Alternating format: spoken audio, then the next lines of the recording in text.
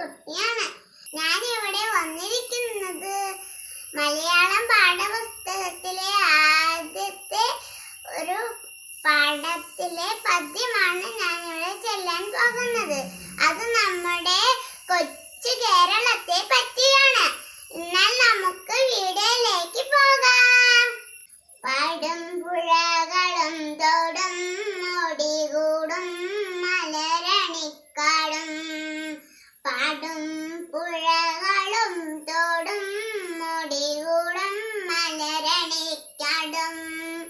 നീലേ കളകളം പാടും കാട്ടുചോലയും മാമണിമേടും. നീലേ കളകളം പാടും കാട്ടുചോലയും മാമണിമേടും. വെള്ളി